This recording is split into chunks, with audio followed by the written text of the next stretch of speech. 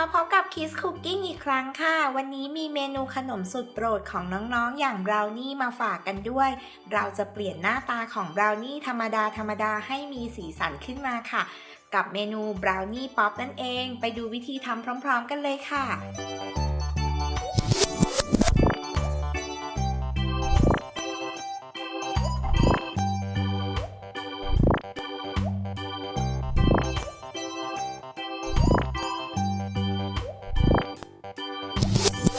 เราจะเริ่มจากการนำช็อกโกแลตนะคะแล้วก็ไวท์ช็อกโกแลตไปละลายแล้วก็เตรียมเอาไว้ค่ะหลังจากนั้นก็นำบราวนี่มายีให้ละเอียดนะคะในชามผสม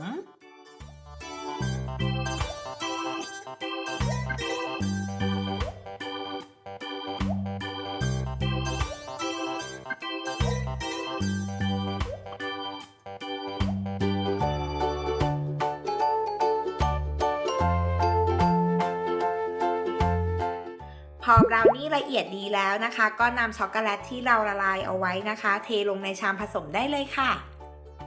จากนั้นก็คลุกให้เข้ากันนะคะจนเนื้อบราวนี่เหนียวสามารถปั้นเป็นก้อนได้พอเริ่มปั้นเป็นก้อนได้นะคะก็ลงมือปั้นเป็นก้อนกลมๆขนาดตามชอบได้เลยค่ะ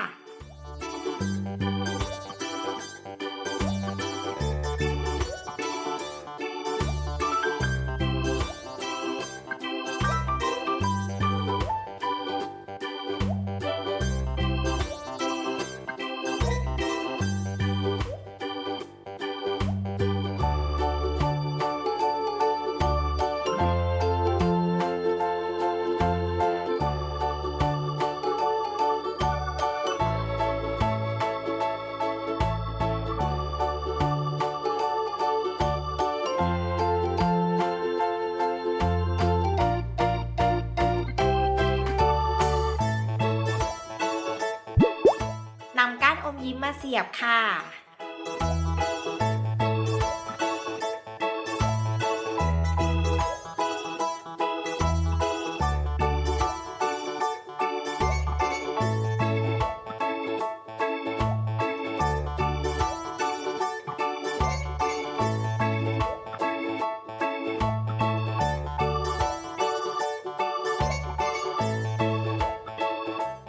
เสร็จแล้วก็นำไปแช่เย็นไว้สักประมาณ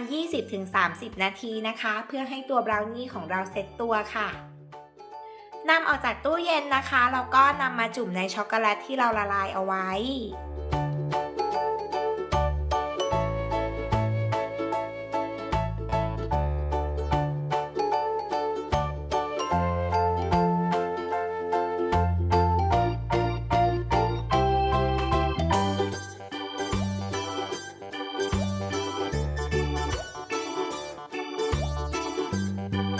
จากนั้นก็ตกแต่งด้วยช็อกโกแลตวงกลมนะคะลักษณะก็จะคล้ายๆกับมิกกี้เมาส์แบบนี้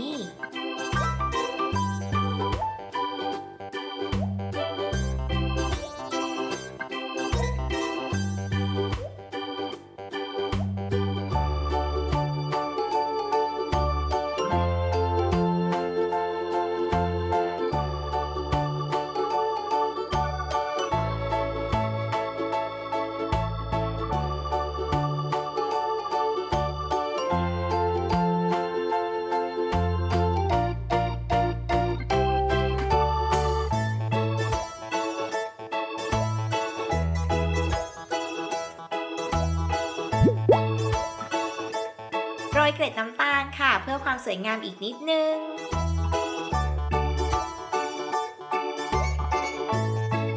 เรียบร้อยค่ะบราวนี่ป๊อปของเราวิธีทำไม่ยากเลยนะคะน้องๆลองฝึกทำดูค่ะ